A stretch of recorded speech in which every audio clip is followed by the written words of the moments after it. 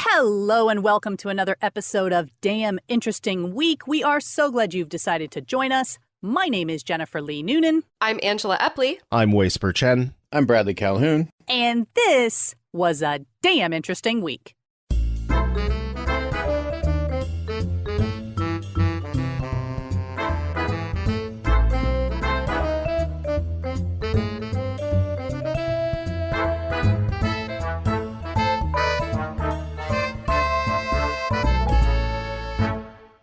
So let's get started with our first link. First link.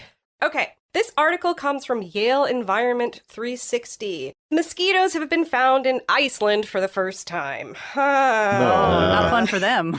No, but important information for you to be aware of, because Iceland was one of the last places on Earth to be free of mosquitoes. No more. It recorded its first sighting this month. Scientists say warming is making the country more hospitable to the insects. And in many ways, Iceland is highly suitable for mosquitoes because it's got lots of ponds and lots of marshes. And yes, the island is frigid for most of the year, but it is one of the fastest warming regions on the planet. Last week, an insect enthusiast named Bjorn Haltson found 3 mosquitoes in his garden. Now, he sent the mosquitoes to a Matthias Alfredson, an insect specialist at the Icelandic Institute of Natural History, who confirmed they belonged to a type of mosquito that is commonly found in Northern Europe. Before this month, Iceland and Antarctica were the only regions to have no recorded mosquitoes, and now it's just Antarctica. I'm surprised Greenland, because the whole thing is Iceland isn't actually icy and Greenland isn't actually green. I would think Greenland wouldn't have, maybe southern parts of Greenland? I'm not sure, but once it becomes part of the U.S., I'm sure we'll get more studies done on it. Right. With all the science funding we'll have left. All the science funding. Now, these particular mosquitoes found on Iceland are not known to carry disease, but as the planet warms, more dangerous mosquito species are moving into colder regions, which threatens the spread of yellow fever, dengue fever, Zika, and all kinds of other tropical diseases. You didn't even mention my favorite mosquito-borne disease, which is West Nile virus. Ooh. Yeah, it's my favorite because I got it once about 12 years ago and spent 4 days in the hospital. What? Did you really? Yeah. Wow. And it's like a CDC reportable thing. So, because when it basically displayed as meningitis. And when I went into the hospital, they were initially like, oh, your white blood cell count is so high. We think this has to be bacterial because you just don't see it with viral meningitis. But also, if it was bacterial, you should be dead by now. So we don't know. We're putting you on antibiotics. And it wasn't until like a day later that some random woman came in. And she's like, okay, well, just so you know, we've confirmed it is viral. It's a CDC reportable disease. You have West Nile virus. And also there's nothing we can do but give you painkillers until your body fights it off. So I just spent 4 days in the hospital on morphine and it was actually really nice. I didn't mind it. The next 3 days were rough coming off that morphine. Oh, I was on ibuprofen for like a month and a half after leaving the hospital. It was bad. But that's what Iceland can look forward to. Hey! All right, next link. Next link. This comes to us from BBC. It's titled The School for Astronauts Hidden Inside a Swiss Mountain. Ooh. Yeah, so what was your childhood dream? For some... To live in a Swiss mountain. Yeah, exactly. For some, it was the idea of becoming an astronaut. Katie Mulry, a 24-year-old American aerospace engineering master's student at the Institut Supérieur de l'Aéronautique de l'Espace, that's the Institute of Superior Space Astronauts, I believe, in Toulouse, France, said, I remember when I was first trying to figure out that I wanted to be an astronaut thinking, how do I do it? I was looking up what university I could go to, what I could study, and really, there's no clear path. Mulry is also a project leader at Asclepios, the world's first and biggest international student-led space initiative, which carries out simulated space missions every year. It culminated in a crew of 9 international students spending more than 2 weeks isolated deep inside the once top-secret Gotthard military fortress in Ticino, Switzerland, from the end of July until August this year. Mulry says, Asclepios is the son of Apollo. It's kind of like following in the footsteps of the Apollo program and going back to the moon. When the author of this article, Carla Roche, first arrived at the mountain base of Sasso San Gottardo to meet the crew and see where they would be recreating their rocket launch and lunar base, she couldn't actually find it. Between the thick fog and the fact that it's hidden underneath the Alps, it was clear why the Swiss government, despite its neutrality policy, bought a fortress here during World War II. It's carved into the mountain in a network of 3.5 miles of tunnels that remain at a constant 6 degrees Celsius or 42.8 Fahrenheit year-round at an altitude of 6,561 feet. The fortress still has 2 cannons, which when in service were capable of hitting targets over 16 miles away. This dark, cold, and narrow setting was intentionally chosen to represent a base located inside one of the moon's caves, or a lunar lava tunnel. So, Asclepius is made up of about 60 people from different countries. It was set up to give students from around the world an idea of what applying to become an astronaut and going to space would be like. They also receive lectures about space psychology and hear from experienced astronauts. Mulry says, hopefully it inspires people and creates opportunities for students to enter the space industry in whatever kind of role they're interested in, and to go forward and be the new space professionals of tomorrow. One of the unique aspects of Asclepios is that it provides the experience for free for those who are selected to participate. As a non-profit association, they rely entirely on donations, crowdfunding, and sponsorships to operate, which keeps Mulry and her colleagues busy year-round. In small living quarters with 1 bathroom, the crew of 9 will eat real dehydrated astronaut food and carry out the range of science experiments they have been preparing for. Crucially, one of the science experiments the crew will be carrying out will be to study the effect of constant darkness, monitoring how the lack of natural light impacts their sleep quality, mood, circadian rhythm, and general health. For this experiment, they have to regularly collect samples from the crew to measure their melatonin and circadian gene expression. And the hope is that these results will inform future strategies to support astronaut health and may also benefit people living on Earth, such as those working in demanding environments like hospitals, night shift workers, or long-haul travel. Right, or to get us ready for when we ruin the Earth and we all have to live underground. Hey! Yes, exactly. Well, it does sound like applications are open, though. Like anybody can apply. I mean, they're probably not going to let me in, but I could put my name out there. Maybe they'd let me in. It's like, you want to go to space? Awesome, get in this hole. Right, exactly. I mean, what they're offering is go hide in a cave for 16 days, and that does not sound awful. That's just... Fair. Next link. Next link. This comes from Popular Science. Is fear contagious? It's Halloween-y. We've all felt it. Heart racing, palm sweating, stomach clenching, the iron grip of fear. We are social creatures who learn from others, says Arash Javanbakht, a psychologist at Wayne State University and author of Afraid, Understanding the Purpose and Fear and Harnessing the Power of Anxiety, which I kind of maybe need to read. Oftentimes, we learn what we fear from other people. So the short answer, yes. If you're around scared people, you will also be scared. I think social media is doing a good job of proving this to us as well. And to understand fear, it's important to recognize the context in which it was developed. Fear needs to be contagious, says Javanbakht. The fear system is primitive and developed mostly with physical threats. So if one person fears a predator, others pay attention and react even if they don't perceive the threat directly. Sensing others' fear activates the amygdala, the part of the brain that responds to threats. So the amygdala then signals the hippocampus to activate the nervous system, releasing that surge of adrenaline that speeds up the heart and quickens breathing.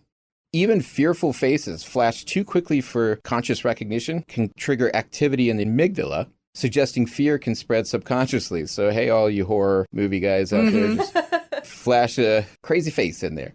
Other animals, like some rodents, also imitate fear. Like when rats hear the distress calls of other rats, they freeze in fear.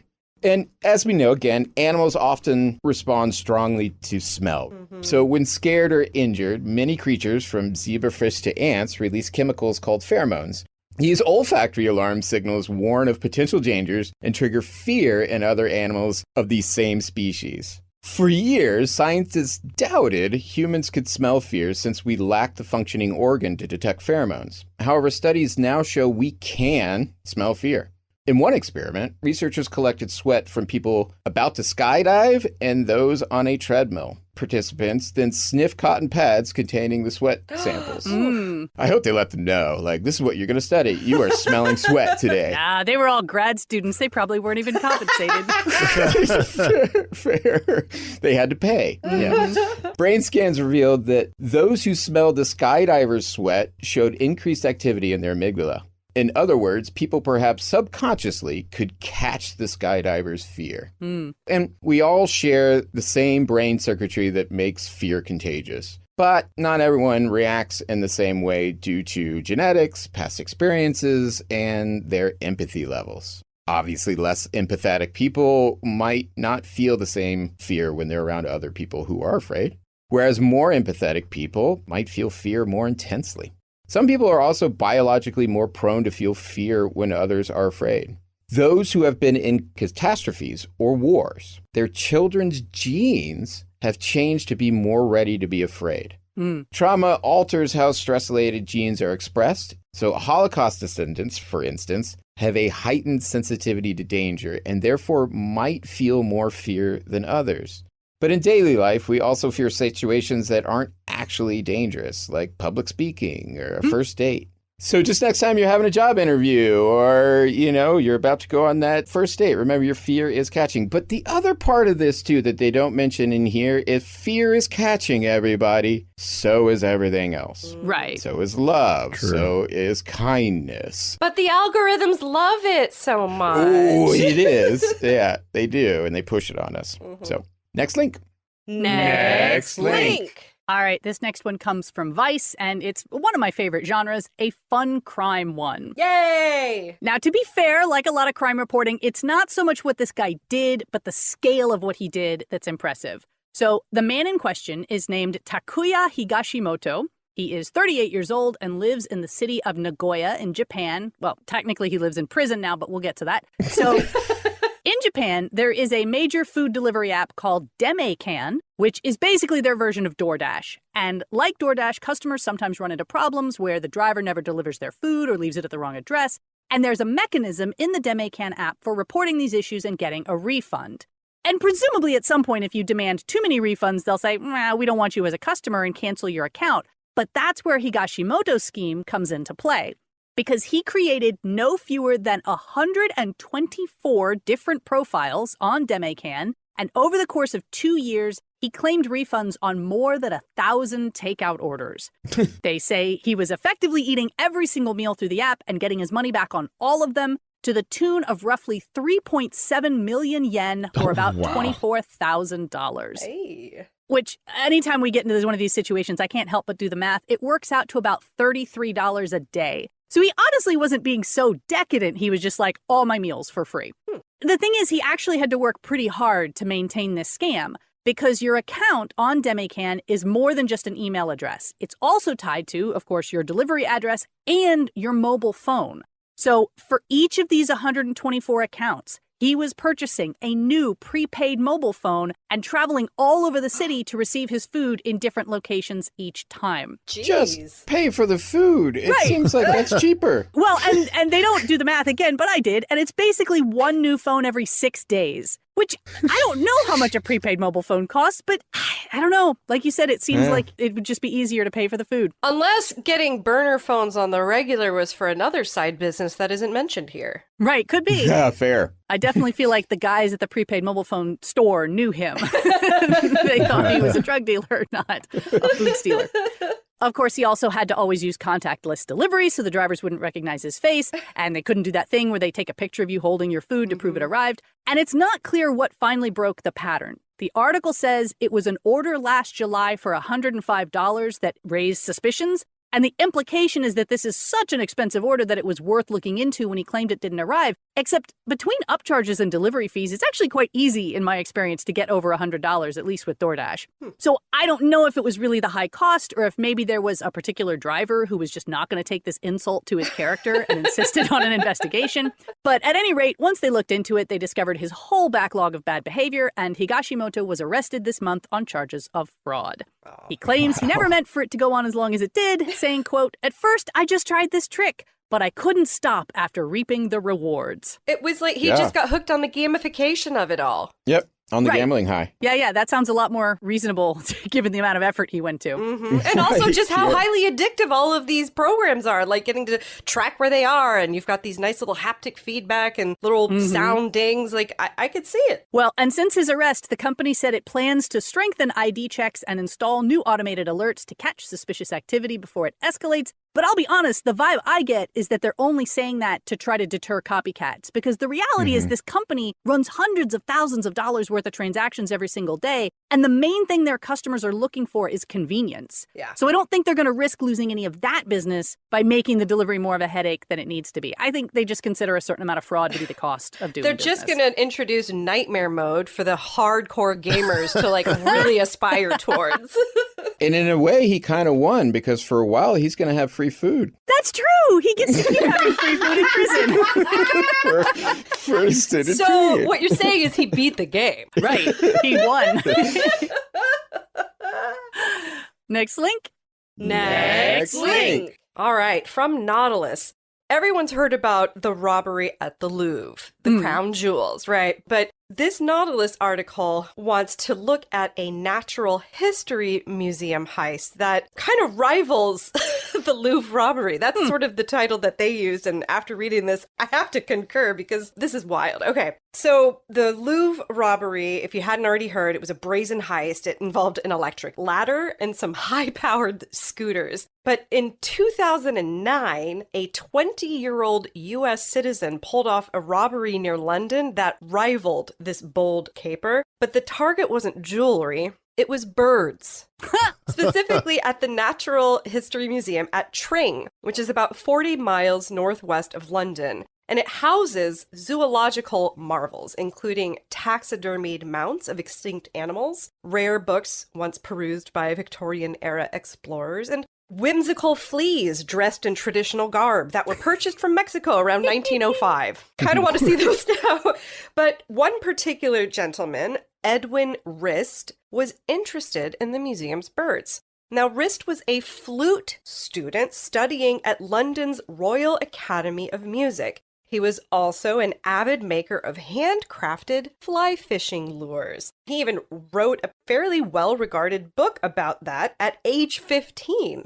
Now, like other enthusiasts, he had learned that rare feathers from birds collected during the Victorian era were highly prized and could fetch handsome prices. So, in 2009, Rist visited the museum, posing as a photographer, capturing images of the facility's rare bird specimens for an assignment. He snapped photos of hundreds of preserved bird skins, as well as the halls and doors of the museum. And then later that year, he enacted a plan that had been months in the making. He broke into the Natural History Museum, toting a large suitcase, gloves, and a glass cutter, and he made off with 299 bird specimens. Wow. Most of these were males of tropical species like quetzals, cotingas, birds of paradise that have those vivid feathers to attract mates. Here's the thing, Rist initially got away with the crime. It wasn't until a month after the robbery, when he was selling feathers on eBay to fund his purchase of a golden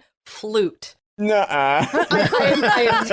This is so real, you guys. He's a flute player. Remember, he's giving concerts and stuff. Yeah.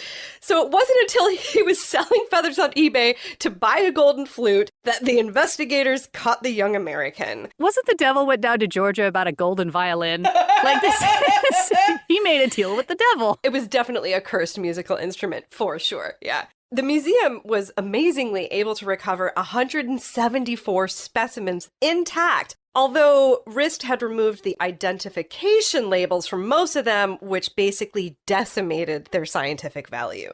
So he was fined over 125,000 pounds, which was basically the amount he had made selling feathers. But then he was given a 12-month suspended jail sentence and placed on supervision for 12 months in 2011. And then he graduated from the Royal Academy. He now lives in Germany. He changed his name to Edwin Reinhard and continues to play the flute in orchestras there. Wow. But here is the very best part. You can actually catch a glimpse of Rist/Reinhardt on YouTube under his channel, heavy metal flute. And the reason for that is because he has an all-flute cover of Metallica's Master of Puppets. And the picture that he uses as his avatar is like him holding out a flute, and the flute's on fire. So wow. I mean, they only recovered some of the specimens. Maybe he's still got some of those feathers. You can I'll see be him honest, in the background. the flute in that picture does look like it's of a yellow tone. I'm just going to say that there. Could be Photoshop, but dreams can evolve. Unlike the extinct birds. Anyway. Next link. Next link. This article comes to us from Popular Mechanics. It's titled, Engineers Discovered the Spectacular Secret to Making 17 Times Stronger Cement. Ooh. Oh. So scientists are always looking for ways to make inherently brittle materials such as concrete or ceramic tougher, safer, and more durable. This time they found inspiration from one of the most unlikely of places, the extra durable shells of oysters. So once again, Mother Nature provides. Mm-hmm. One of the most well-known attributes of these saltwater mollusks is the iridescent composite material nacre, also known as mother of pearl, that lines the animal's inner shell layer. Although this material has long been featured in jewelry shops around the world, nacre is also an architectural wonder. It contains microscopic hexagonal tablets made of aragonite, one of the most common naturally occurring forms of calcium carbonate, held together by a soft biopolymer, kind of like an organic glue. With the aragonite providing strength and the biopolymer providing flexibility, nacre is incredibly flexible and crack resistant. So much so that scientists from Princeton's Department of Civil and Environmental Engineering wondered if this mollusk maneuver, honed by 500 million years of evolution, could imbue similar benefits to human building materials. Shashank Gupta, a co-author of the study and graduate student at Princeton, said in a press statement, "The synergy between the hard and soft components is crucial to nacre's remarkable mechanical properties. If we can engineer concrete to resist crack propagation, we can make it tougher, safer, and more durable." To achieve this goal, Gupta's team crafted 3 types of multi-layered beams of material that alternated between cement paste sheets and a thin polymer layer. The first beam was made of these 2 ingredients stacked on top of one another, but the other 2 beams were slightly different. The first featured hexagonal grooves in the cement paste, while the second cut through the cement completely, forming hexagonal-shaped plates or tablets. All 3 beams were compared to a cast cement paste reference beam, with no polymer layers or hexagonal markings at all.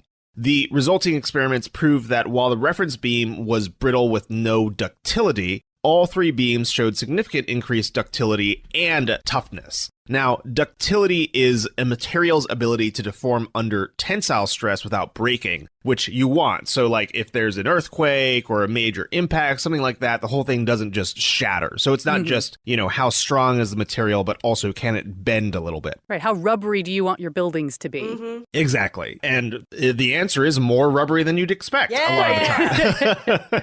However, according to the researchers, it was the multi-layered beam featuring those nacre-like hexagonal plates that was the most remarkable. By matching the mechanics of microscopic nacre, the beam delivered 17 times greater toughness and 19 times more ductility than the cast cement, all while maintaining as much strength as the reference beam. Riza Moini, a co-author of the study, said in a press statement, "One of the key mechanisms that makes a nacreous shell tough enough is the sliding of the tablet at the nanometer level. In other words, we intentionally engineer defects in the brittle materials as a way to make them stronger by design." Stronger and safer cement wouldn't just be a boon for construction, but also the health of the planet, as the production of cement makes up roughly 8% of global greenhouse gas emissions. But while the study shows promising results for these nacre-inspired materials, this multi-layer hexagonal plated technique will need a bit more tweaking before construction companies start trading out mortar for mollusks. I mean, it's got to make them look even prettier, too, just with the reflective qualities of pearl, right? Oh, yeah. Oh, wouldn't that be amazing if all of our concrete buildings looked like mother of pearl? Right. They sparkle just enough to let the birds know, don't run into the building. And if it means that I get to eat more oysters because we need to grow more of these things, I don't object. That's fine. Yes. I don't think they're exactly related, but I think you should eat more oysters anyway. Okay. There's a business case to be made, I'm sure. Yes. Next link. Next link. Okay, this comes from Vice. This is why we touch our faces a lot when stressed. Uh-oh. You shouldn't do it. It's a Yeah. nervous tick. You're bringing oils from the world and setting them directly on your face, which will cause pimples, growths, and all sorts of facial nastiness. But we can't help it. According to a recent study, your constant unconscious face touching is part of a complex distress signal sent out by your brain. In a paper presented at the 2025 International Conference on Effective Computing and Intelligent Interaction, research from the University of Houston and Virginia Tech report that they filmed 10 researchers for 4 consecutive days. Using AI-powered video analysis and thermal imaging, they tracked over 600,000 seconds of human behavior to find a pattern. The study found that the specific combination of touching your chin, cheek, and nose simultaneously was closely linked to the stress spikes measured by perinasal sweating, your nose sweat. We're not the only species that does this. Primates have also been known to give themselves some facial touches when stressed. There's even research to suggest that trying to stop habitual face touching affects your memory and alters brain activity, making it less of a nervous tick and more of an ingrained stress management strategy. The AI identified these micro gestures with 94% accuracy and even caught weirdly consistent patterns, like how most people touch the left side of their face. This is likely because it's the non-dominant hand, which is sometimes occupied with more important tasks.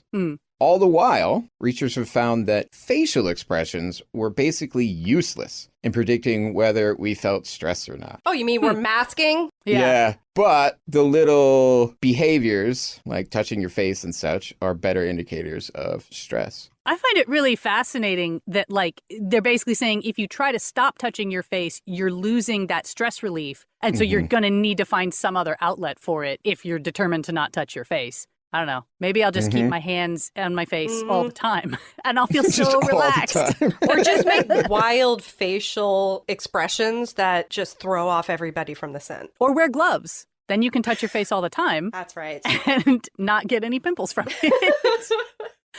All right. Well, that is all we have time for today. We're so glad you've joined us. Some of the articles we did not have time to get to today include how scavenging made us human, why some rainbows turn white, and scientists prepare for the next Carrington event. So all that and more, plus everything we talked about today, can be found on damninteresting.com. If you like our podcast and want to support us, you can do so at patreon.com/damninterestingweek. In the meantime, my name is Jennifer Lee Noonan. I'm Angela Epley. I'm Spurr-Chen. I'm Bradley Calhoun. And we hope you have a damn interesting week. Bye-bye.